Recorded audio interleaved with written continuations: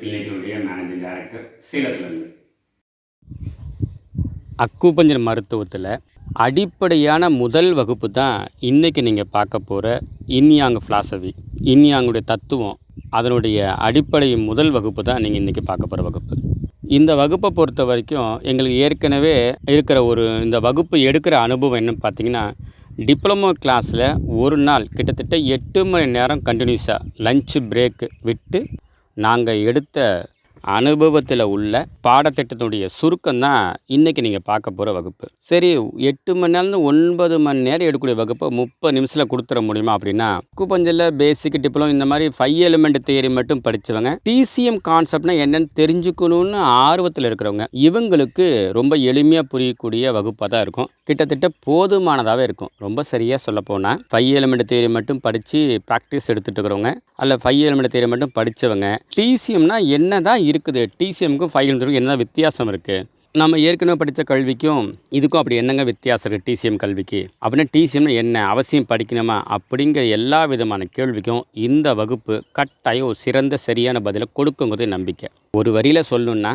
இன்றைக்கி நீங்கள் பார்க்க போகிற இந்த வகுப்புக்கு அப்புறமேட்டு உங்களுடைய நாலேஜில் ஒரு மிகப்பெரிய மாற்றத்தை உணர்ந்து பார்ப்பீங்க. இப்படி இதை உறுதியாக நான் சொல்கிறேன் அப்படின்னா, இன்யாங் ஃபிலாசபி, இன்யாங் தத்துவம் மட்டும் ஒருத்தர் முழுமையாக தெளிவாக ஆழமாக தெரிஞ்சுக்கிட்டாரு குழப்பம் இல்லாமல் அப்படின்னா, அவரால் எந்த அளவுக்கு ஒரு பேஷண்ட்டுக்கிட்ட வேகமாக டயக்னோசிஸ் பண்ண முடியும்னா, ஒருத்தர் பேஷண்ட்டை பேசும்போது அவர் பேசுகிறத காதில் கேட்டால் போதும் அவர் இன் கேட்டகரி டிசீஸா யாங் கேட்டகரி டிசீஸாக நீங்கள் சொல்ல முடியும். அவர் நோயாளியாக இல்லையாங்கிறதையே அவர் நடந்து வரக்கூடிய நடையோ அல்லது ஆக்டிவிட்டியோ அவர் பேசுகிற பேச்சையோ வச்சு நீங்கள் அவருக்கு ஏதாவது ஒரு நோய் ஏதாவது டிசீஸ் இருக்கா இல்லையான்னு சொல்கிற அளவுக்கு ஒருத்தருக்கு நாலேஜுக்கு ரொம்ப எளிமையாக கண்டுபிடிக்கிற ஒரு டயக்னோசிஸ் தான் இன்யாங் கேட்டகரி. இந்த இன்யாங்கை பிரித்து பார்த்தால் போதுமானது, பார்க்க முடியும்னா போதும், உங்களால் ஒரு நோயாளிக்கு ரொம்ப வேகமாக நீங்கள் இவர் என்ன விதமான நோயாக இருந்தாலுமே என்ன தொந்தரவாக இருந்தாலும் அது முதல் இன்யாங்கா, அடுத்து 5 எலிமெண்ட் என்ன ஆர்கான் வரைக்கும் அடுத்தடுத்து போகிறதுக்கு உதவியாக இருக்கும்.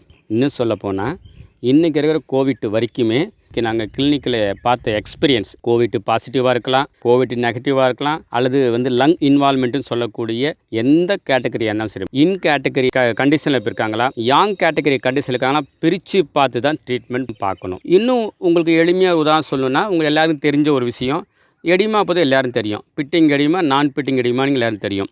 இதில் பிட்டிங் எடிமாங்கிறது பார்த்திங்கன்னா கிட்டத்தட்ட பார்த்திங்கன்னா அது யாங் டெஃபிஷியன்சி சொல்லக்கூடிய கேட்டகரி தான் பிட்டிங் எடிமா. இதே ஒரு இன் டெஃபிஷியன்சியாக இருந்தால் நான் பிட்டிங் எடிமா. அப்போது எடிமாவிலேயே இன்னும் ப்ராப்ளம் கேட்டகரியா இல்லை யாங் கேட்டகரியான்னு நீங்கள் பிரித்து பார்க்கணுன்னா இன்றைக்கி பார்க்குற அடிப்படை வகுப்பு ரொம்ப உதவியாக இருக்கும்.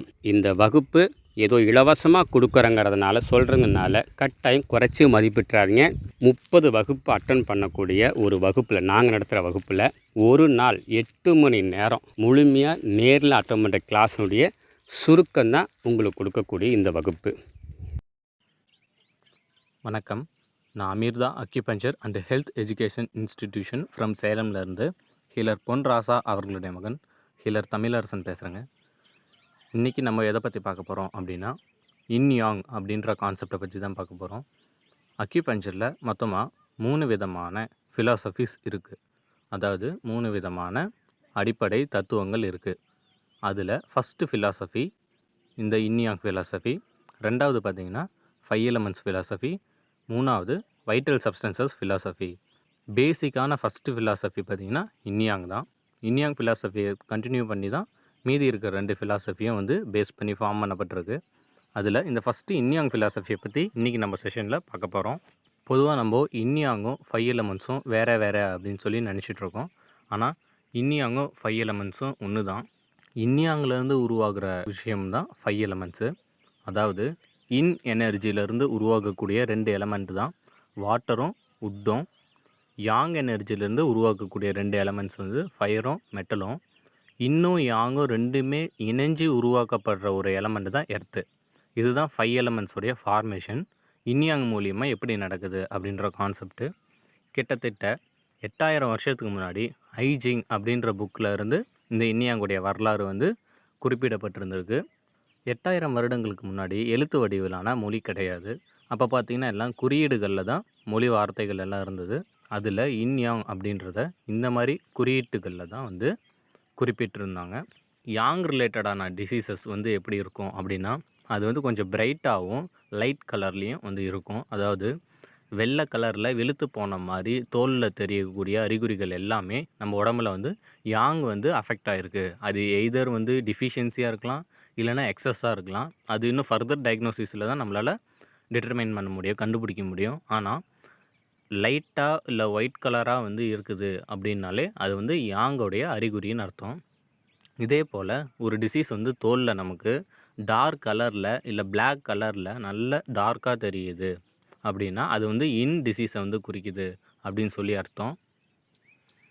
இரண்டாவதாக பார்த்தீங்கன்னா, ஒரு டிசீஸ் வந்து பகல் நேரத்தில் மட்டும் வருது, இல்லை பகல் நேரத்தில் மட்டும்தான் அதிகரிக்குது, மற்ற நேரத்தில் கம்மியாக இருக்குது அப்படின்னா அது யாங்குனால் ஏற்பட்ட டிசீஸ் அப்படின்னு அர்த்தம். இதே போல் நைட் டைமில் தான் வந்து அதிகரிக்குது, இல்லை நைட் டைமில் மட்டும்தான் அந்த டிசீஸே வந்து வருது, அந்த சிம்டம்ஸ் வந்து வருது அப்படின்னா அது வந்து இன் எனர்ஜினால் ஏற்பட்ட டிசீஸ் அப்படின்னு அர்த்தம். அடுத்ததாக பார்த்தீங்கன்னா, நம்ம உடலோடைய லெஃப்ட் சைடை வந்து கண்ட்ரோல் பண்ணுறது யாங் எனர்ஜி. நம்மளோட உடம்புல லெஃப்ட் சைடில் வரக்கூடிய டிசீசஸ் அண்ட் சிம்டம்ஸ் எல்லாம் பொதுவாகவே யாங் ரிலேட்டடான டிசீசஸ் அண்ட் சிம்டம்ஸ்னு அர்த்தம். இதே போல் நம்மளோட உடலில் ரைட் சைடை கண்ட்ரோல் பண்ணுறது இன் எனர்ஜி. அப்போது நம்ம உடம்புல ரைட் சைடில் வரக்கூடிய டிசீசஸ் எல்லாம் சிம்டம்ஸ் எல்லாமே பார்த்திங்கன்னா இன் ரிலேட்டடான டிசீசஸ் அப்படின்னு அர்த்தம்.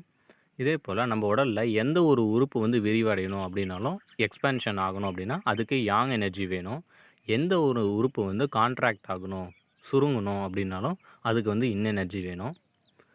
அடுத்ததாக நம்ம உடம்புல எந்த ஒரு எனர்ஜி மேல் நோக்கி ட்ராவல் ஆகணும் அப்படின்னாலும் அதுக்கு யாங் எனர்ஜி வேணும். இதே போல் எந்த ஒரு எனர்ஜி கீழ் நோக்கி ட்ராவல் ஆகணும் அப்படின்னாலும் அதுக்கு இன் எனர்ஜி வேணும். பொதுவாகவே நம்ம உடம்புல பார்த்திங்கன்னா பேக் சைடை வந்து கண்ட்ரோல் பண்ணுறது யாங் எனர்ஜி. அப்போ நம்ம உடலில் பின்பக்கமாக வரக்கூடிய சிம்டம்ஸு, டிசீசஸ், வலி, தோல் நோய்கள், அறிகுறிகள் எதுவாக இருந்தாலும் சரி, பொதுவாக நம்ம உடலுடைய பின்பக்கத்தில் ஏற்படுறது எல்லாமே யாங் டிசீசஸ்.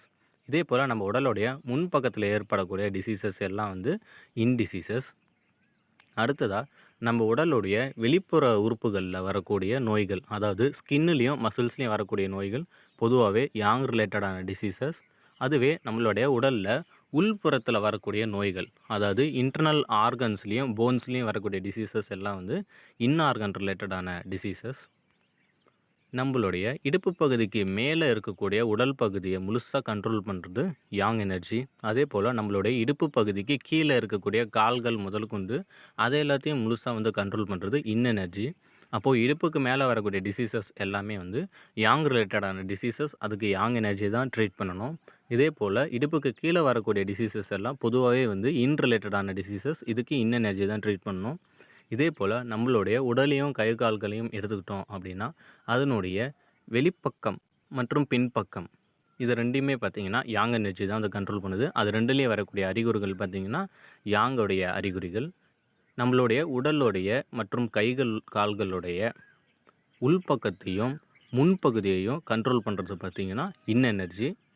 அந்த இடத்துல வரக்கூடிய அறிகுறிகளும் நோய்களும் இன் எனர்ஜியை தான் வந்து குறிப்பிடுது. உதாரணத்துக்கு பார்த்திங்கன்னா, ஒரு சில பேருக்கு கால் வலி வருது அப்படின்னா உள்ளார இருக்கக்கூடிய தொடைப்பகுதியிலேருந்து கீழே உள்பக்க கணுக்கால் மூட்டு வரைக்கும் அப்படி வலிக்குது, இல்லை அந்த ஏரியாவில் ஒரு ஸ்கின் டிசீசஸ் இருக்குது, இல்லை அந்த ஏரியாவில் ஒரு பிளட் வெசல்ஸ் ரிலேட்டடான வெரிகோஸ் வெயின் மாதிரியான டிசீசஸ் இருக்குது அப்படின்னா இது எதை குறிப்பிடுதுன்னா இன் எனர்ஜினால் பாதிக்கப்பட்டு தான் அந்த உள்பக்கம் கால் வந்து பாதிப்படைஞ்சிருக்கு அப்படின்னு அர்த்தம். இதே ஒரு வேளை ஒரு சில பேருக்கு பார்த்திங்கன்னா சயாட்டிக்கா மாதிரியான பெயின், இல்லை வெரிகோஸ் வெயின், ஸ்கின் டிசீசஸ்ஸு, இல்லை ஜென்ரலான பெயின்லாம் பார்த்திங்கன்னா வெளிப்புற தொடையிலிருந்து வெளிப்புற கணுக்கால் பாதம் வரைக்கும் வந்து வெளி சைடில் ரைட் சைடில் லேட்ரலாக வந்து பெயின் தெரியுது, இல்லை சிம்டம்ஸ் இருக்குது அப்படின்னு சொல்லுவாங்க. அதெல்லாம் பார்த்திங்கன்னா யாங் எனர்ஜியோடைய இம்பேலன்ஸ்னால் வரக்கூடிய டிசீசஸ். இதே போல் நம்மளோட உடலில் இருக்கக்கூடிய உள்ளுறுப்புகளுடைய ஃபங்க்ஷன்ஸை வந்து கண்ட்ரோல் பண்ணுறது யாங் எனர்ஜி. அப்போது ஒரு உறுப்புடைய ஃபங்க்ஷன்ஸ் ரிலேட்டடாக வந்து நீங்கள் ட்ரீட்மெண்ட் கொடுக்கணும் அப்படின்னா அதுக்கு அந்த பேஷண்ட்டுடைய யாங் எனர்ஜி தான் நீங்கள் ட்ரீட் பண்ணணும். அதே ஒரு உறுப்பில் வந்து ஸ்ட்ரக்சர் ப்ராப்ளம் வந்துடுச்சு அப்படின்னு பேஷண்ட் சொல்கிறாங்க அப்படின்னா இன்கேஸ் வந்து அது வந்து செல் டேமேஜாக இருக்கலாம், இல்லைன்னா வந்து டிஷ்யூ டேமேஜாக இருக்கலாம், இல்லை அந்த ஆர்கனோட ஷேப் வந்து மாறி போயிடுச்சு, ஆர்கன் சிரோசிஸ் ஆகிறது, இல்லை ஆர்கன் வந்து ஒமேகலி ஆகிறது, அதாவது ஆர்கன் வந்து சுருங்கி போயிடுச்சு, இல்லை வந்து ஆர்கன் வந்து வீங்கி போயிடுச்சு அப்படின்னு சொல்கிறது, இல்லை அந்த ஆர்கனே வந்து கீழே இறங்கி போயிடுச்சு, ஆர்கன்ஸ் வந்து ப்ரொலாப்ஸ் ஆகுது, அதாவது ஹெர்னியா, இல்லை வந்து யூட்ரஸ் ப்ரொலாப்ஸ் ஆகிறது, ஸ்டொமக் ப்ரொலாப்ஸ் ஆகிறது, குடல் இறக்கம் மாதிரி இந்த மாதிரியான நோய்கள்லாம் வந்து ஸ்ட்ரக்சர் ரிலேட்டடான டிசீசஸ். இதையெல்லாம் ட்ரீட் பண்ணுறதுக்கு அந்த பேஷண்ட்டுடைய எனர்ஜியை அதை வந்து ஸ்ட்ராங் பண்ணணும். ஏன்னா ஒவ்வொரு உறுப்புடைய ஸ்ட்ரக்சரையும் வந்து கண்ட்ரோல் பண்ணுறது எனர்ஜி தான். அடுத்ததாக பார்த்தீங்கன்னா நம்ம உடம்புல 2 விதமான எனர்ஜி இருக்குது. ஒன்று வந்து டிஃபென்சிவ் எனர்ஜி, இன்னொன்று நியூட்ரிட்டிவ் எனர்ஜி. இந்த எனர்ஜியை தான் பார்த்தீங்கன்னா இந்த இடத்துல சி அப்படின்னு சொல்லி மென்ஷன் பண்ணியிருக்காங்க. டிஃபென்சிவ் எனர்ஜி அப்படின்னா என்ன அர்த்தம்னா நம்ம உடலுடைய நோய் எதிர்ப்பு சக்தியை தான் டிஃபென்சிவ் எனர்ஜின்னு சொல்கிறாங்க. ஆனால் நம்ம உடம்புடைய உள்ளுறுப்புகளுக்கான நியூட்ரிஷனை கொடுக்கக்கூடிய எனர்ஜி தான் நியூட்ரிட்டிவ் எனர்ஜி அப்படின்னு சொல்லி சொல்கிறாங்க. இந்த டிஃபென்சிவ் எனர்ஜியை வந்து கண்ட்ரோல் பண்ணுறது எது அப்படின்னா நம்ம உடம்புல இருக்கக்கூடிய யாங்கு. அதுவே இந்த நியூட்ரிட்டிவ் எனர்ஜி, அதாவது உள்ளுறுப்புகளை வந்து வலுப்படுத்தக்கூடிய நியூட்ரிஷன்ஸை கொடுக்கக்கூடிய எனர்ஜியை வந்து கண்ட்ரோல் பண்ணுறது எதுனா எனர்ஜி. அப்போது உடலில் நோய் எதிர்ப்பு சம்மந்தப்பட்ட பிரச்சனைகள், இல்லை நோய் எதிர்ப்பு சக்தி கம்மியாக இருக்குது அப்படின்றதுனால வரக்கூடிய தொந்தரவுகள், இதுக்கு எல்லாத்துக்கும் யாங் எனர்ஜி தான் ட்ரீட் பண்ணும். அதுவே ஒரு உறுப்புக்கு வந்து நியூட்ரிஷன் சரியாக கிடைக்கல, எனர்ஜி சரியாக பத்தலை, அந்த உறுப்பில் வந்து எனர்ஜி கம்மியாக இருக்குது அப்படின்ற மாதிரியான அறிகுறிகளில் ஒரு பேஷண்ட்டுக்கு நீங்கள் ட்ரீட்மெண்ட் கொடுக்கணும் அப்படின்னா அதுக்கு அந்த பேஷண்ட்டோடைய எனர்ஜி தான் வந்து ட்ரீட் பண்ணணும். அதே போல் அடுத்ததாக ரெஸ்ட்லெஸ்னஸ் அண்டு குவைட். அதாவது ரெஸ்ட்லெஸ்னஸ் அப்படின்னா பொதுவாக யாங் டிசீசஸ்னால் அஃபெக்ட் ஆன பேஷண்ட்ஸ் பார்த்திங்கன்னா அவங்க அமைதியாகவே இருக்க மாட்டாங்க. ரொம்ப வந்து ரெஸ்ட்லெஸ்னஸாக ரொம்ப ஆக்டிவாக இருக்கிற மாதிரி ஏதாவது ஒன்று செஞ்சுக்கிட்டே இருப்பாங்க. அதிகமாக படப்படன்னு பேசிகிட்டே இருப்பாங்க. கொஞ்சம் வேகமாக இருப்பாங்க. பொதுவாகவே ஸ்லோவாக இருக்க மாட்டாங்க அவங்க. இந்த மாதிரி ரெஸ்ட்லெஸ்ஸாக இருக்கக்கூடிய பேஷண்ட்ஸ் வந்து யாங் டிசீஸ்னால் அஃபெக்ட் ஆன பேஷண்ட்ஸு. அவங்க உடம்புல யாங் பாதிப்படைஞ்சிருக்கு. அது யாங் எனர்ஜி குறைந்தும் இருக்கலாம், இல்லை அவங்களுக்கு யாங் எனர்ஜி அதிகமாகியும் இருக்கலாம். Either deficiency or excess. But பார்த்திங்கன்னா அவங்களுக்கு யாங் எனர்ஜி தான் வந்து ட்ரீட் பண்ணணும். அதே ஒரு பேஷண்ட் வந்து ரொம்ப அமைதியாக இருக்கிறாங்க, எந்த வேலையுமே ஸ்லோவாக செய்கிறாங்க, அதிகமாக பேசக்கூட மாட்டிக்கிறாங்க. இந்த மாதிரி அமைதியாக இருக்கக்கூடிய ஒரு பேஷண்ட் வராங்க அப்படின்னா அவங்க வந்து எனர்ஜினால் பாதிப்படைஞ்சிருக்காங்கன்னு அர்த்தம். அடுத்ததாக ஒரு பேஷண்ட்டுக்கு வந்து நீங்கள் டயக்னோஸ் பண்ணும்போது அவங்க உடம்புல ட்ரைனஸ் அதிகமாக தெரியுது. மேபி ஸ்கின் ட்ரைனஸாக இருக்கலாம், இல்லை வந்து ஹேர் ட்ரை ஆகிறதா இருக்கலாம், இல்லை வந்து உதடு ட்ரை ஆகிறது, இல்லை த்ரோட் ட்ரைனஸ் இந்த மாதிரி, இல்லை ஐ ட்ரைனஸ் மாதிரியான சிம்டம்ஸ்லாம் தெரியுது அப்படின்னா அவங்களுக்கு வந்து யாங் வந்து பாதிப்படைஞ்சிருக்கு, அவங்களுக்கு யாங் ட்ரீட் பண்ணணும்னு அர்த்தம்.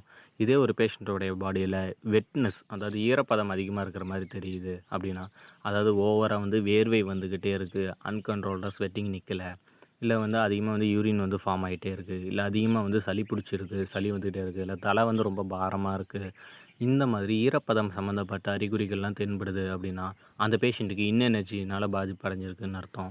அந்த பேஷண்ட்டுடைய எனர்ஜியை ட்ரீட் பண்ணி தான் அவங்களுக்கான சிம்டம்ஸ் வந்து ரெக்கவரி பண்ணணும். அதே போல் இன்கேஸ் வந்து ஒரு டிசீஸ் வருது அப்படின்னா அவங்களுடைய பாடியை வந்து நம்ம டச் பண்ண பார்க்கும்போது பால்பேஷன் டயக்னோசிஸில் அவங்களோட பாடி ஸ்ட்ரக்சரே ரொம்ப ஹார்டானதாக இருக்குது அப்படின்னா அவங்க உடம்புல யாங் வந்து பாதிப்படைஞ்சிருக்கு அப்படின்னு அர்த்தம். அதுவே ஒரு பேஷண்ட்டுக்கு வந்து நம்ம அது மாதிரி பால்பேஷன் டயக்னோசிஸ் பண்ணும்போது அவங்களுடைய ஸ்ட்ரக்சர் வந்து ரொம்ப சாஃப்டாக இருக்குது, பாடி ஸ்ட்ரக்சர் சாஃப்டாக இருக்குது அப்படின்னா அது வந்து அவங்க எனர்ஜினால் பாதிப்படைஞ்சிருக்காங்கன்னு அர்த்தம். இதை வந்து நம்ம வந்து சில கட்டிகள் சம்மந்தப்பட்ட நோய்களுக்கு கூட பயன்படுத்தலாம்.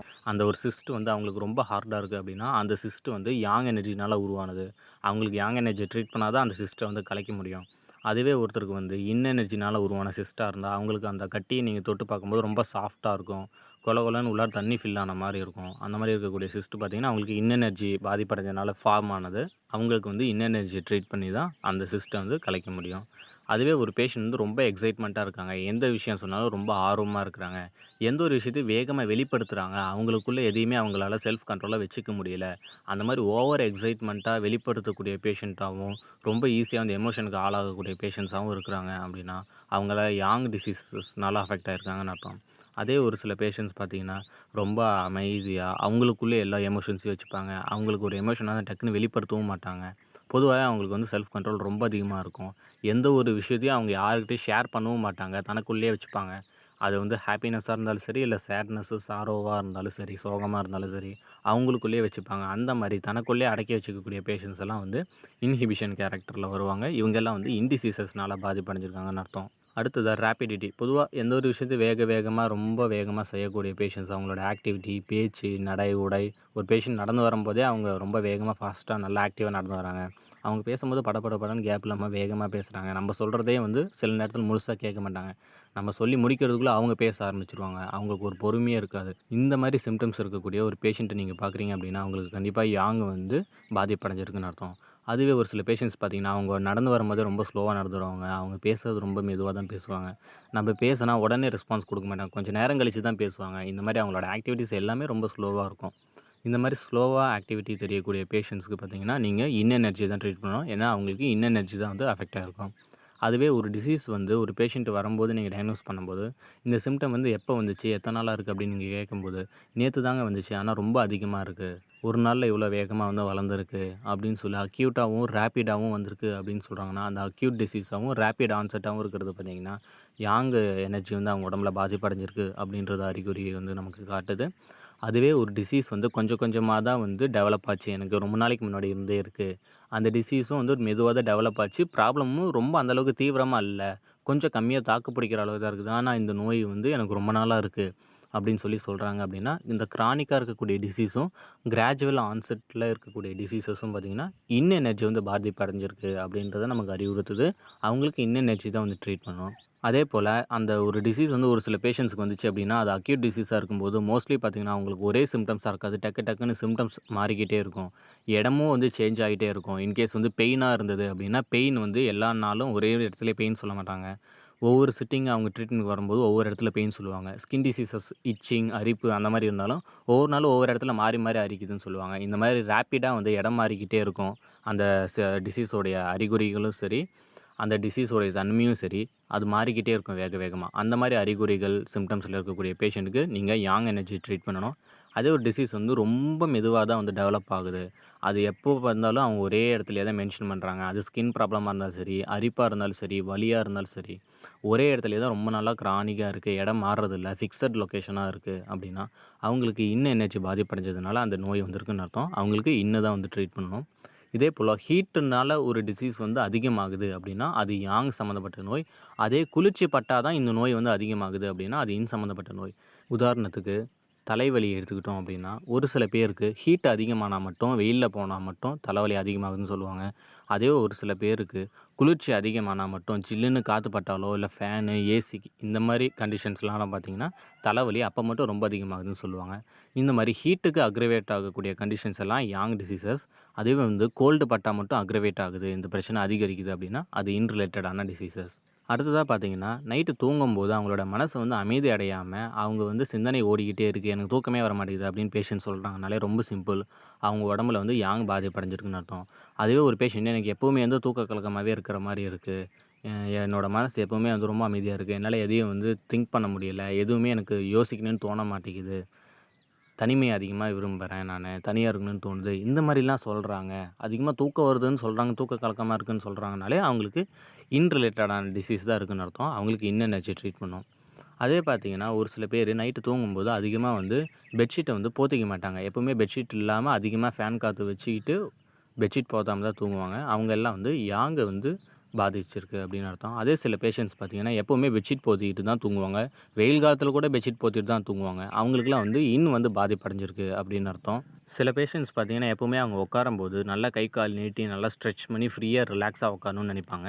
அவங்க பார்த்திங்கன்னா பொதுவாகவே வந்து யாங் டிசீஸ்னால் அஃபெக்ட் ஆனவங்க, அவங்க உடம்புல யாங் பாதிச்சிருக்குன்னு அர்த்தம். அதே ஒரு சில பேஷண்ட்ஸ் பார்த்திங்கன்னா எப்போவுமே வந்து கை கால் மடக்கி ரொம்ப வந்து சாஃப்டாக அமைதியாக இருக்கிற மாதிரி அவங்க உட்கார்ற பொசிஷன் வந்து ரொம்ப குறுகலாக தான் உட்காருவாங்க. தூங்கும்போது கூட பார்த்திங்கன்னா ரொம்ப குறுகலாக காலெல்லாம் மடக்கிக்கிட்டு சுருங்கி தூங்குற மாதிரி அந்த மாதிரி பேஷண்ட்ஸ்லாம் இருக்காங்க அப்படின்னா அவங்களுடைய உடம்புல பார்த்திங்கன்னா இன் எனர்ஜி பாதிப்படைஞ்சிருக்குன்னு அர்த்தம். அவங்க வந்து இன் பேஷண்ட்டு, அவங்களுக்கு வந்து இன் எனர்ஜி தான் வந்து ட்ரீட் பண்ணணும். அதே வந்து ஒரு சில பேஷண்ட்ஸ் பார்த்திங்கன்னா நீங்கள் அவங்களோட கை, கால், முட்டி, போன் ஜாயின்ஸு அதெல்லாம் வந்து நீங்கள் டச் பண்ணி பார்க்கும்போது எப்போவுமே அவங்களுக்கு சூடாக இருக்கிற மாதிரி தெரியுது அப்படின்னா அவங்களுக்கு உடம்புல வந்து யாங் பாதிப்படைஞ்சிருக்குன்னு அர்த்தம். அதுவே ஒரு சில பேஷண்ட்ஸ்க்கு அந்த கை கால்கள் அப்புறம் அந்த மூட்டுகள் ஜாயின்ட்ஸு எல்லாத்துலேயுமே வந்து எப்போவுமே கோல்டாக தெரியுது, நீங்கள் தொட்டு பார்த்தாலே ஜில்லுன்னு இருக்குது அப்படின்னா அவங்களுக்கு வந்து இன் டிசீஸ் இருக்குது, இன் பாதிச்சிருக்கு அப்படின்னு அர்த்தம்.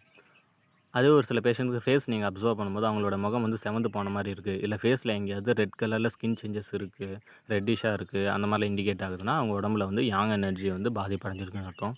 இதுவே ஒரு சில பேர்த்தோடைய முகத்தில் பார்த்தீங்கன்னா ரொம்ப வெளுத்து போன மாதிரி, பிரைட்னஸ் கம்மியாக இருக்கிற மாதிரி, லைட்டாக வெள்ளை கலரில் இருக்கிற மாதிரி, அந்த மாதிரிலாம் வந்து ஸ்கின்னில் இண்டிகேட் ஆகுது, இல்லை ஃபேஸ் அப்பியரன்ஸே இந்த மாதிரி முழுசாக வந்து வெளுத்து போன மாதிரி தெரியுது அப்படின்னா அவங்க உடம்புல வந்து இன் பாதிப்படைஞ்சிருக்கு அப்படின்னு அர்த்தம். அடுத்ததாக பார்த்தீங்கன்னா ஒரு சில பேஷண்ட்ஸ் வந்து அவங்க எப்போவுமே வந்து குடிக்கிறதா இருந்தாலும் சரி, இல்லை சாப்பிட்றதா இருந்தாலும் சரி, அதை வந்து ஜில்லுன்னு இருக்கணும், எனக்கு வந்து நல்லா குளிர்ச்சியாக வேணும், ஐஸ் போட்டால் தான் நான் சாப்பிடுவேன், ரொம்ப ஜில்லுன்னு இருந்தால் தான் சாப்பிடுவேன், அந்த மாதிரி எப்போவுமே குளிர்ச்சி அதிகமாக விரும்புகிறாங்க சாப்பிட்ற உணவில் கூட அப்படின்னா அவங்க வந்து யாங் பேஷண்ட்டுன்னு அர்த்தம். அதே எப்போவுமே வெப்பத்தை அதிகமாக விரும்புகிறாங்க அப்படின்னா அவங்க வந்து இன் பேஷண்ட்டுன்னு அர்த்தம். இந்த 2 சிம்டம்ஸ் வந்துட்டு எப்போவுமே ஆப்போசிட்டாக தான் இருக்கும் இன் பேஷண்ட்டுக்கும் யாங் பேஷண்ட்டுக்கும். அடுத்ததாக பார்த்தீங்கன்னா யாங் பேஷண்ட்ஸ் வந்து எப்போவுமே ரொம்ப சத்தமாக பேசுவாங்க, நிறையா பேசிக்கிட்டே இருப்பாங்க, கேப் விடாமல் பேசுவாங்க. சில பேர் நம்ம சொல்லுவோம், என்ன தொணன்னு பேசிக்கிட்டே இருக்கீங்க அப்படின்ற மாதிரி சில பேரை நம்ம சொல்லுவோம். அவங்களுக்கெல்லாம் வந்து காரணம் அவங்க அப்படி பேசுறதுக்கான ரீசனே அவங்க உடம்புல யாங்கு வந்து பாதிப்படைஞ்சிருக்குன்னு அர்த்தம். அதனால தான் அவங்க அப்படி பேசுகிறாங்க. அதே ஒரு சில பேர் பார்த்தீங்கன்னா, நம்ம என்ன பேசினாலும் அவங்க நமக்கு சரியாக ரிப்ளையே பண்ண மாட்டாங்க. அவங்க பொதுவாக பேசுகிறதும் ரொம்ப கம்மியாக இருக்கும், பேசுகிறதே அதிகமாக விரும்ப மாட்டாங்க. அதே போல் அவங்களோட வாய்ஸுமே ரொம்ப வீக் வாய்ஸாக இருக்கும், பேசுகிற சத்தமே வந்து ரொம்ப மெதுவாக கம்மியாக தான் பேசுவாங்க. அவங்க அப்படி பேசுறதுக்கான காரணம் அவங்க உடம்புல எனர்ஜி பாதிப்படைஞ்சிருக்குன்னு அர்த்தம். அதனால தான் அவங்க அப்படி பேசுகிறாங்க. அடுத்ததாக பார்த்தீங்கன்னா, அவங்களோட ப்ரீத்திங் பொதுவாக வந்து ரொம்ப சவுண்டாக வந்து நல்லா வேகமாக நிறைய ப்ரீத்திங் வந்து விடுவாங்க. அது உள்ளே இழுக்கிறதா இருந்தாலும் சரி, இல்லை வெளியே விடுறதா இருந்தாலும் சரி, சிம்டம்ஸ் வைஸாக கூட இதை நீங்கள் வந்து டயக்னோஸ் பண்ணலாம். ஏதாவது பேஷண்ட் வந்து எனக்கு வந்து மூச்சு விடும்போது ரொம்ப சத்தம் அதிகமாக கேட்குது, நான் வேகமாக வந்து மூச்சு அதிகமாக வாங்குது எனக்கு அப்படின்னு சொல்கிறாங்க அப்படின்னா, அவங்க உடம்புல யாங் பாதித்ததுனால ஏற்பட்ட அந்த ப்ரீத்லெஸ்னஸ் ப்ராப்ளம். அதுவே ஒரு சில பேஷண்ட்டுக்கு பார்த்தீங்கன்னா, அவங்களுக்கு வந்து சவுண்டு கேட்காது, ஆனால் ப்ரீத்திங் மட்டும் எனக்கு பத்தலை, ப்ரீத்திங் வந்து எனக்கு பற்றாக்குறையாக இருக்கிற மாதிரி இருக்குது அப்படின்னு சில பேர் வந்து இண்டிகேட் பண்ணுவாங்க. அவங்களுக்கு வந்து இருக்கக்கூடிய அந்த ப்ரீத்லெஸ்னஸ் ப்ராப்ளமுக்கான ரீசன் வந்து வந்து பாதிப்படைஞ்சதுனால ஏற்பட்ட ப்ராப்ளம் அது. இதே போல் ஒரு சில பேஷண்ட்ஸ் பார்த்திங்கன்னா, எப்போவுமே வந்து தண்ணி தாகம் அதிகமாக எடுத்துகிட்டே இருக்குன்னு சொல்லுவாங்க. அவங்க வந்து யாங் டிசீஸ்னால் பாதிப்படைஞ்சவங்க. அதுவே தண்ணி தாகமே எனக்கு இல்லை, பொதுவாக நான் தண்ணி அதிகமாக குடிக்க மாட்டேன், எனக்கு எப்பவும் ட்ரைனஸே த்ரோட் ஆகிறதில்ல அப்படின்னு சொல்கிறாங்கன்னா, அவங்க வந்து இன்பேஷண்ட் அப்படின்னு அர்த்தம். இதே போல் யூரினேஷன்லேயும் பார்த்திங்கன்னா, ரொம்ப கம்மியாக தான் எனக்கு யூரின் வருது, ஆனால் ரொம்ப டார்க்காக இருக்குது, எல்லோயிஷ்ஷாக இருக்குது, அந்த மாதிரி சொல்கிறாங்கன்னா, அவங்களுக்கு உடம்புல வந்து யாங் வந்து பாதிப்படைஞ்சிருக்குன்னு அர்த்தம். அதுவே எனக்கு யூரின் வந்து எப்போ போனாலும் எனக்கு அதிகமாக யூரின் போகும், அதே மாதிரி எனக்கு ரொம்ப வெள்ளை கலரில் ஒயிட்டிஷாக தான் யூரின் ஃப்ளோ போகுது, அடிக்கடி யூரின் போகிறேன், இந்த மாதிரிலாம் சொல்கிறாங்க அப்படின்னா இவங்க உடம்புல வந்து வந்து பாதிப்படைஞ்சிருக்குன்னு அர்த்தம். இதே போல் கான்ஸ்டிபேஷன், அதாவது மலச்சிக்கல் பொதுவாகவே யாங் ரிலேட்டடான டிசீஸ்னால் ஏற்படக்கூடிய ப்ராப்ளம். இதே போல் லூஸ் டூல்ஸ், அடுத்ததாக பார்த்திங்கன்னா லூஸ் மோஷன் போகிற மாதிரி இலகுவாக வந்து மலம் போகுது அப்படின்னு சொல்கிறாங்கன்னா, இது பார்த்திங்கன்னா பொதுவாக அவங்க உடம்புல டிசீசஸ்னால தான் இந்த சிம்டம்ஸ் வந்து ஏற்படும். அடுத்ததாக பார்த்திங்கன்னா டங் டைனோசிஸில் ஒரு பேஷண்ட்டோட நாக்கை நீங்கள் நீட்ட சொல்லி பார்க்கும்போது அவங்களோட நாக்கில் ரெட் கலர் வந்து அப்பியரன்ஸ் ஆகிறதும், அதே போல் கோட்டிங் வந்து எல்லோ கலரில் மஞ்சள் நிறத்தில் வந்து படிவமாக நாக்கில் படித்த மாதிரி தெரியறதும், இது ரெண்டுமே அவங்க உடம்புல வந்து வெப்பம் அதிகமாக இருக்குது, அதாவது யாங் டிசீஸ் வந்து அதிகமாக இருக்குது அப்படின்றது வந்து அறிவுறுத்துது. இதுவே ஒரு சில பேஷண்ட்ஸோட நாக்கில் நீங்கள் பார்க்கும்போது அவங்களோட நாக்கே ஃபுல்லாக வெளுத்து போன மாதிரி ரொம்ப லைட் ரோஸாக வந்து தெரியும், அந்த மாதிரி நாக்கு வெளுத்து போன மாதிரி தெரியுதுன்னா அவங்க உடம்புல வந்து இன்டிசீஸ் இருக்குது அப்படின்னு அர்த்தம். பல்ஸில் பார்த்திங்கன்னா, ஒரு சில பேர்த்தோட பல்ஸ் பார்த்திங்கன்னா ரொம்ப ரேப்பிடாக நல்லா ஃபுல்லாக அந்த பல்ஸ் தெரியும், நமக்கு வந்து ஈஸியாக அந்த பல்ஸை ஃபீல் பண்ண முடியும், அதே போல் அந்த பல்ஸ் வந்து ரேப்பிடாக தெரியும், அது வந்து யாங் டிசீஸை இண்டிகேட் பண்ணுது. அதே போல் ஒரு சில பேரோட பல்ஸ் பார்த்திங்கன்னா ரொம்ப சின்னதாக தான் இருக்கும், அவ்வளோ சீக்கிரத்தில் பல்ஸ் வந்து ஐடென்டிஃபை பண்ண முடியாது, இது வந்து ரொம்ப அந்தளவுக்கு ஸ்பீடாக இல்லாமல் பல்ஸ் பீட்டே வந்து ரொம்ப ஸ்லோவாக இருக்கும், அந்த பல்ஸ் பார்த்திங்கன்னா எம்டி பல்ஸ்னு சொல்லுவோம். இந்த பல்ஸ் வந்து எதை இண்டிகேட் பண்ணுதுன்னா இன்டிசீசஸை அவங்க உடம்புல வந்து இண்டிகேட் பண்ணுதுன்னு அர்த்தம். இதுதான் அங்கே வச்சு எப்படி ஒரு பேஷண்ட்ஸ் வந்து நம்ம கேட்டகரி பண்ணலான்னு முடிஞ்ச வரைக்கும் ஒரு சில முக்கியமான டிஃப்ரென்சியேஷன்ஸை மட்டும் வந்து நம்ம கொடுத்துருக்கோம். இந்த மாதிரி இன்னும் பல வகையான அங்கே வச்சு மட்டுமே ஒரு பேஷண்ட் வந்து கேட்டகரி பண்ணி எப்படி ட்ரீட் பண்ணலாம், எதை ட்ரீட் பண்ணலாம் அப்படின்னு சொல்லி நம்மளால் அக்குபஞ்சரில் டிவைட் பண்ண முடியும். இந்த மாதிரி இன்னும் நிறையா இருக்குது. இது நம்ம அடுத்தடுத்த ஃபர்தராக வரக்கூடிய செஷன்ஸில் வந்து நம்ம இன்னும் இன்டெப்த்தாக பார்க்கலாம். இப்போது நம்ம ஒரு பேஷண்ட் வந்து யாங் அப்படின்ற அந்த 2 கேட்டகரியில் டிஸ்டிங்யூஸ் பண்ணி பார்த்துட்டோம். ஆனால் இவங்க அதில் டிஃபிஷியன்சியா இல்லை யாங் டிஃபிஷியன்சியா இல்லை எக்ஸஸா யாங் எக்ஸஸா அப்படின்றத இப்போ நம்ம அடுத்ததாக வரக்கூடிய கான்செப்டில் நம்ம அவங்கள எப்படி அந்த மாதிரி பிரித்து பார்த்து அவங்கள வந்து ட்ரீட் பண்ணுறது அப்படின்ற விஷயத்தை பற்றி பார்ப்போம். அக்குபஞ்சரில் பொதுவாக 3 விதமான ஸ்டேஜஸ் இருக்குது அப்படின்னு சொல்லி குறிப்பிட்டிருக்காங்க. ஃபஸ்ட்டு வந்து அக்யூட் ஸ்டேஜ், அடுத்தது சப் அக்யூட் ஸ்டேஜ், 3வது கிரானிக் ஸ்டேஜ். அக்யூட் ஸ்டேஜ் அப்படின்னா 1 மாதத்துக்குள்ளே ஒரு அறிகுறியோட ஒரு பேஷண்ட் வராங்க, எனக்கு இந்த அறிகுறி 1 மாதத்துக்குள்ளே தான் இருக்குது, 10 நாள் இருக்குது, 15 நாளாக இருக்குது, 1 வாரமாக இருக்குது, இல்லை 1 மாதமாகவே இருக்குது அப்படின்னு சொல்கிறாங்கன்னா, அந்த 1 மாதத்துக்குள்ளே இருக்கக்கூடிய அறிகுறிகள் அந்த பேஷண்ட்ஸ் எல்லாமே வந்து பார்த்திங்கன்னா அக்யூட் ஸ்டேஜில் இருக்கக்கூடிய கண்டிஷனில் இருக்காங்கன்னு அர்த்தம். அவங்க எல்லாமே வந்து அக்யூட் பேஷண்ட்ஸ். அதே போல் 1 மாதத்துக்கு மேலே ஆயிடுச்சு ஆனால் 6 மாதத்துக்குள்ளே தான் வராங்க அப்படின்னா, உதாரணத்துக்கு எனக்கு 2 மாதமாக அந்த ப்ராப்ளம் இருக்குது, இல்லை 3 மாதமாக இருக்குது, இல்லை 4 மாதமாக இருக்குது, இந்த மாதிரி 6 மாதத்துக்குள்ளே வரைக்கும் எனக்கு இந்த அறிகுறிகள் இருக்குது அப்படின்னு சில பேஷண்ட்ஸ் சொல்கிறாங்க அப்படின்னா அவங்கெல்லாம் சப் அக்யூட் ஸ்டேஜில் இருக்காங்கன்னு அர்த்தம். அடுத்தது பார்த்திங்கன்னா 3ஆவதாக வந்து கிரானிக் ஸ்டேஜ். அதாவது 6 மாதத்துக்கு மேலேயே வந்து சிம்டம்ஸ் இருக்குது அப்படின்னு சொல்லி சில பேஷண்ட்ஸ் சொல்கிறாங்க. அப்படின்னா உதாரணத்துக்கு டயபெட்டிக் பேஷண்ட்ஸு, இல்லை பிபி பேஷண்ட்ஸு, இந்த மாதிரி பேஷண்ட்ஸ்லாம் பார்த்திங்கன்னா நீங்கள் கிரானிக் பேஷண்ட்ஸ் தான் அதிகமாக வந்து நம்ம பார்ப்போம். ஏன்னா அவங்களுக்குலாம் பொதுவாகவே வந்து வருஷக்கணக்காக அந்த டிசீசஸ் வந்து இருந்திருக்கும். அப்போது 6 மாதத்துக்கு மேலே இருக்கக்கூடிய டிசீசஸ் எல்லாமே பார்த்திங்கன்னா கிரானிக் ஸ்டேஜுக்கு போயிடும். அவங்க எல்லாமே வந்து கிரானிக் பேஷண்ட்ஸ் அப்படின்னு சொல்லி நம்ம சொல்லுவோம். இப்போது அக்யூட் ஸ்டேஜில், அதாவது 1 மாதத்துக்குள்ளே அறிகுறிகளோட ஒரு பேஷண்ட் வராங்க அப்படின்னா, இவங்க ஜென்ரலாக இன்யாங் கேட்டகரியில் என்ன கண்டிஷனில் இருப்பாங்கன்னா, முழுக்க எக்ஸஸ் கண்டிஷனில் தான் இருப்பாங்க. மேபி வந்து எக்ஸஸாக இருக்கலாம், இல்லை யாங் எக்ஸஸாக இருக்கலாம், இல்லைனா ரெண்டுமே எக்ஸஸாகவும் இருக்கலாம். இதை நம்ம எப்படி வந்து கண்டுபிடிக்கிறது அப்படின்றது தான் நம்ம முன்னாடி சொன்ன சிம்டம்ஸு. அந்த சிம்டம்ஸ் வச்சு ஓரளவுக்கு அவங்க எக்ஸஸா, இல்லை யாங் எக்ஸஸா, இல்லை ரெண்டுமே எக்ஸஸாக இருக்கா அப்படின்றத டயக்னோஸ் பண்ண முடியும். இதை டங்குலேயும் பார்க்கலாம், பல்ஸ்லேயும் பார்க்கலாம். இன்னும் சில வைட்டல் சப்ஸ்டன்சஸ்னு அடுத்தடுத்த கான்செப்ட்ஸ் பார்ப்போம். அதை வச்சும் நம்ம வந்து இந்த கண்டிஷன்ஸ் வந்து பிரித்து பார்க்க முடியும். இப்போது இந்த முழுக்க எக்ஸஸ் கண்டிஷனில் வரக்கூடிய, அதாவது 1 மாதம் தான் எனக்கு இந்த அறிகுறி இருக்குது, 1 மாதத்துக்குள்ளே தான் இருக்குது அப்படின்ற மாதிரி ஒரு பேஷண்ட் வராங்கன்னா, அவங்களுக்கு இந்த எக்ஸஸ் கண்டிஷனை நீங்கள் ட்ரீட் பண்ணுறதுக்கு எது எக்ஸஸாக இருக்குதுன்னு பார்த்து அந்த எக்ஸஸை மட்டும்தான் கம்மி பண்ணணும். இன்கேஸ் உதாரணத்துக்கு ஒரு பேஷண்ட் வந்து எக்ஸஸாக இருக்குதுன்னு வச்சுக்கோங்களேன், அவங்களுக்கு வந்து பொதுவாக வந்து சளி ரொம்ப அதிகமாக பிடிச்சிருக்கும். இந்த மாதிரி எக்ஸஸாக இருக்கிற சிம்டம்ஸோட ஒரு பேஷண்ட் வராங்க அப்படின்னா, அவங்க உடம்புல இருக்கக்கூடிய எனர்ஜியை மட்டும்தான் குறைக்கணுமே தவிர, அவங்க உடம்புல யாங் எனர்ஜியை நான் அந்த இன்னுக்கு சமமாக இன்க்ரீஸ் பண்ணுறேன் அப்படின்னு சொல்லி அந்த மாதிரி மாற்றி ட்ரீட் பண்ணக்கூடாது. அது என்ன பண்ணணும் அப்படின்னா, அப்போதைக்கு டெம்பரவரியாக சொல்யூஷன் இருக்கிற மாதிரி தெரியுமே தவிர, உடனே திரும்ப கொஞ்சம் நேரம் கழித்து, இல்லை கொஞ்சம் நாட்கள் கழித்து திரும்ப அந்த சிம்டம் வந்து ரிட்டர்ன் ஆயிடலாம். இல்லைனா புதுசாக வேறு மாதிரியான ஒரு சிம்டம் வந்து க்ரியேட் ஆகும். அப்போ என்ன பண்ணணும் அப்படின்னா, எக்ஸஸாக இருக்கிற கண்டிஷனில் வரக்கூடிய பேஷண்ட்டுக்கு அந்த எக்ஸஸை மட்டும் தான் குறைக்கணுமே தவிர, பக்கத்தில் இருக்கிற எனர்ஜியை வந்து அதுக்கு நான் ஈக்குவலாக பேலன்ஸ் பண்ணுறேன் அப்படின்னு சொல்லி அதை இன்க்ரீஸ் பண்ணி விடக்கூடாது. அப்போது இந்த இடத்துல சளி பிடிச்ச பேஷண்ட்டுக்கு எனர்ஜி அதிகமாக இருக்கிறதுனால அவங்களுக்கு என்ன பண்ணணும் அப்படின்னா, அந்த எனர்ஜியை கம்மி பண்ணி செடேட் பண்ணி யாங்குக்கு ஈக்குவலாக பேலன்ஸில் தான் கொண்டு வந்து நிறுத்தணும். இதே போல் யாங் எக்ஸஸாக இருக்கக்கூடிய பேஷண்ட்ஸுக்கு பார்த்திங்கன்னா, நீங்கள் யாங்கை தான் வந்து பேலன்ஸ் ஸ்டேட்டுக்கு கொண்டு வரணும். இன்கேஸ் ஒரு சில பேஷண்ட்ஸ் பார்த்திங்கன்னா போத் அண்ட் யாங் 2 எனர்ஜியுமே வந்து எக்ஸஸாக இருக்குது அப்படின்னு சொல்லுவாங்க. அவங்களுக்கு நீங்கள் 2யுமே வந்து சேர்த்து வந்து செடேட் பண்ணலாம். அடுத்ததாக 2வது ஸ்டேஜான சப் அக்யூட் ஸ்டேஜ், அதாவது 1 மாதத்தை கடந்து 6 மாதத்துக்குள்ளே அறிகுறிகளோட ஒரு பேஷண்ட் உங்ககிட்ட வராரு அப்படின்னா, அவர் சப் அக்யூட் ஸ்டேஜில் இருக்கிறாருன்னு அர்த்தம். இவருக்கு என்ன மாதிரி கண்டிஷன் இருக்குன்னா, போத் டிஃபிஷியன்சி அண்ட் எக்ஸஸ்ன்னு சொல்லக்கூடிய 2 விதமான பிரச்சனையும் இருக்கும். அதாவது ஒரு எனர்ஜி வந்து பற்றாக்குறையாகவும் இருக்கும், இன்னொரு எனர்ஜி அதிகமாகவும் இருக்கும். ஃபார் எக்ஸாம்பிள் பார்த்தீங்கன்னா, எனர்ஜி வந்து டிஃபிஷியன்சியாகவும் அட் த சேம் டைம்லேயே யாங் எனர்ஜி வந்து ரொம்ப அதிகமாகவும் இருக்கலாம்.